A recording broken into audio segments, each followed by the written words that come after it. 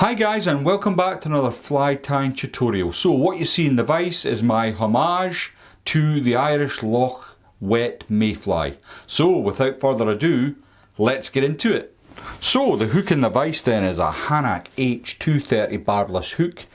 This one's at size 10, it's on a medium wire and it's finished in black nickel. The thread I'm going to be using today is from Semperfli. It's Nano silk at 12/0, and as you can see it's yellow. Now mayflies, the Irish style mayflies are obviously huge. They're tied on size 6s, size 8s. We don't have that kind of size of flies down where I live here in the home counties. So what I'm going to do today is tie a little fly that hopefully I'm going to get some use out of on the River Avon and at Manningford and Albury estates where I do my still water fishing. So I've just put a touch of super glue onto the shank to help adhere the nano silk to. If this is the first time here, the reason I use super glue rather than wax is that it just holds the thread into place when I'm tying the fly. Now for the tail of this fly, I'm just using natural pheasant tail that's been dyed yellow. I'm just going to use my snips to take I take about half a dozen of these feathers, and I'm just going to use my fingers to try and line up the points, if you like. The reason I use so many is while fishing this fly, more than likely you're going to lose several fibres once you start hooking a few fish. So it's always best to use more than you'll need. And last I checked, the trout don't really do a lot of counting. So don't be worried about exact numbers of tailing feathers. People get wrapped up in that. This is not a realistic fly, it's a fishing fly. So I've just taken away some of the mess at the front, and next I'm going to add in my wire rib, and I'm using some Semperfli silver wire at 0.1 millimeters, and I'm going to catch that in just where I've finished there. I'm not overly worried about it catching. I'll get it on the way back down. So I'm going to come all the way at the top, tidy up that, and then all the way back to the base of the fly. Now these style flies are really easy to tie on the bigger hooks. With a smaller hook size it is going to be a little bit of a challenge, but I'm going to give it my best go. I'm using some Swiss straw underneath the body, and I've already taken a little bit of that off and got it ready for tying in here. Now again, it's a fairly robust material and you can put quite a lot of pressure onto it. Now I'm going to bring it up to approximately ½ centimetre back from the eye of the hook, maybe a little more actually, but you do need that room at the front. Now you need to get quite a lot of pressure onto your Swiss straw, and we're going to bring that all the way down the body, and you can see it's getting that sort of translucent feel to the body. If you've ever had a real close look at mayfly, you'll see that they've got quite a nice translucent hue to the body. So I've caught that in. I'm going to just get several turns to hold it into place.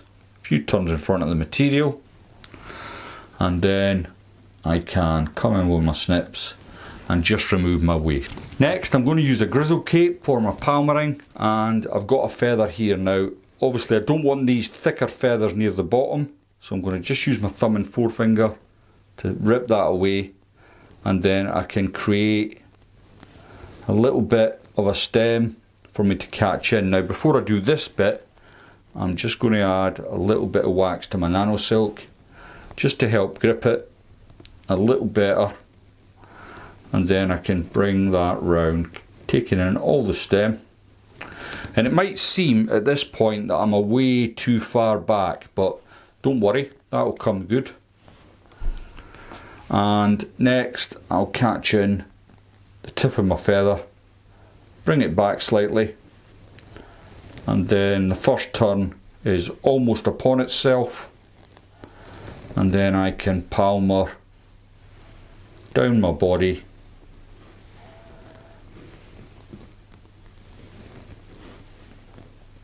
all the way down to meet my wire.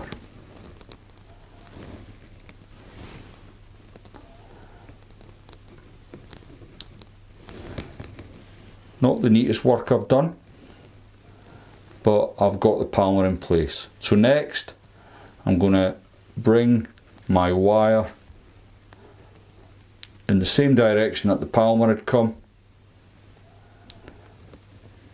and help catch that in. I'm going to rest my hackle pliers just on the edge of my vise there, and then all the way back up, just to try and protect that palmer a little.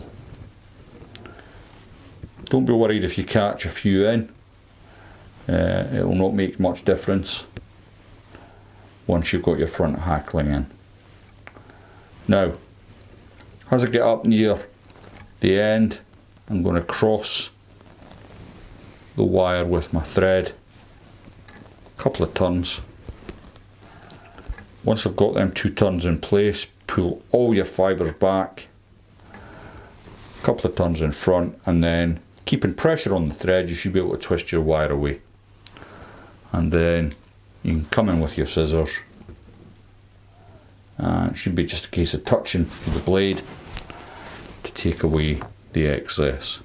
Now when you're making the big Irish loch flies, a tip I picked up from Mark Robinson was you've got to have a bigger hackle in at the front here to support the whole fly.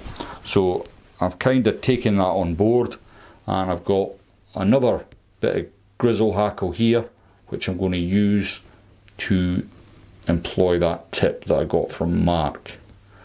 Always pays. I mean, I don't know how many of you get the chance to visit fly fishing fairs or shows where professional fly tyers are on display, but you can pick up some great tips from these boys, and I'm grateful to Mark for this one.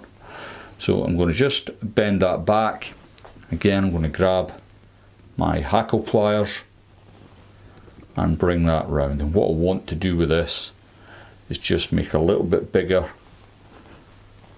hackle. It's pretty much on top of itself, and then I can come in with my thread and catch that in. It might be an awful lot of trouble to go to, but I was quite keen to have this sort of style of fly to give a go next time I visit the Avon. I think it will work just fine. Enough gink you can make anything float. So I've caught that in, and I'm going to bring my thread down. Now I've got my palmer in place and my hackle supporting, which is going to support my next material, which is natural French partridge. So I've got a packet of French partridge here, and the first feather I'm going to use is a natural, and this is going to give me the big bushy sort of wing, and what I want to do is catch it in tip first. So again, just off the camera here, I'm catching in the very tip with my hackle pliers. Made a bit of a pig's ear of that, but I think I can just about save it. So I've got a little bit here. I'm going to pull it back down so that I end up with this sort of Christmas tree effect at the bottom. So once I've got that, I can add a little bit more wax to my thread, and I'm going to cut a little V in and catch that in. Now I've got to admit, I've tied this fly on size 6 long shanks, and they look fantastic, but tying it on this much smaller hook is not an inconsiderable challenge. So if you want to test yourself, why not give this a go? Yeah, they're great fun to tie, and when they're finished they look amazing. But maybe your first couple you might want to tie on bigger hooks. So I'm just sweeping back the material as I go. I'm going to try and use the whole feather.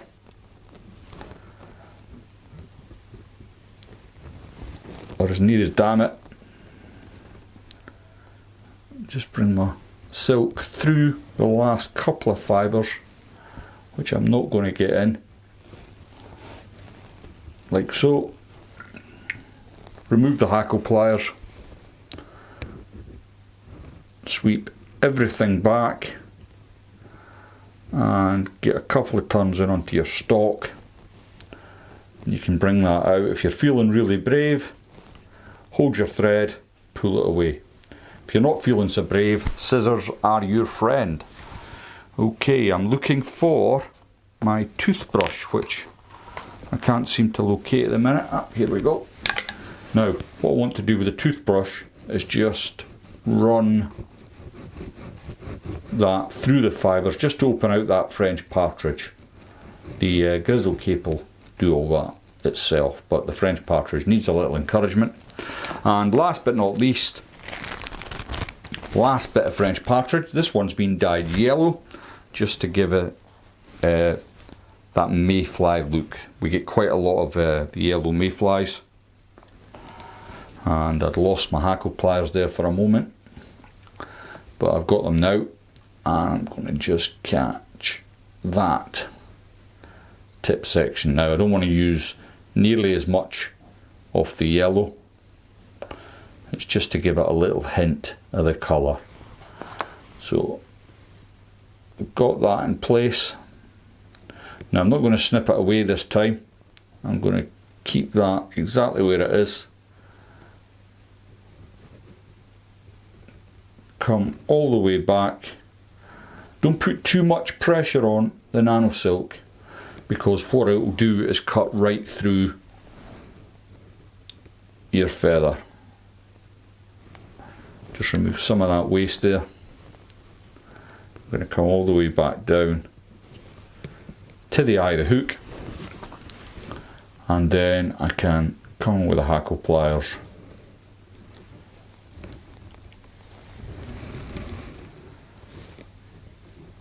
Like so.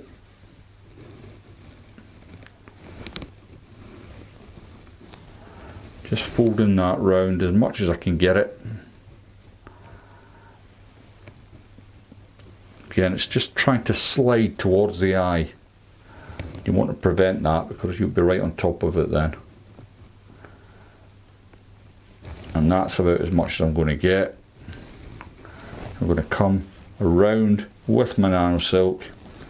And it's good to use nano silk for flies that are pernickety like this, because you want to try and keep the head as neat as you can, and if you're using a thicker thread, that becomes increasingly difficult.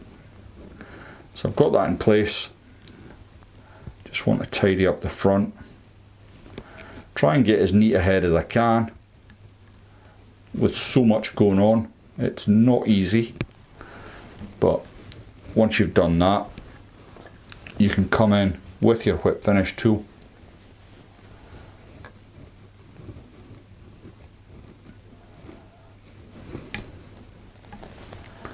like so,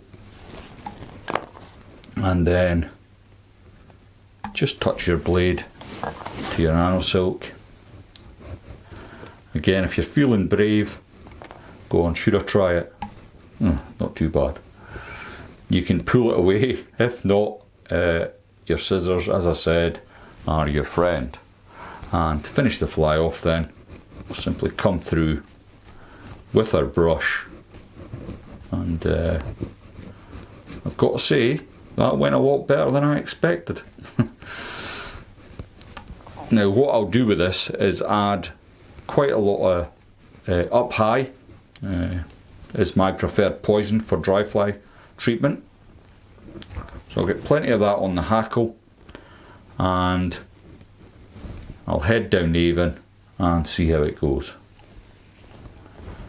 Now, you can finish it off with varnish, super glue, resin, it's up to you. I'll not waste any more of your time with doing it. Thanks very much for watching the video. If you enjoyed that and you like the idea of traditional wets, why not check out this video here? And I'll see you all next time.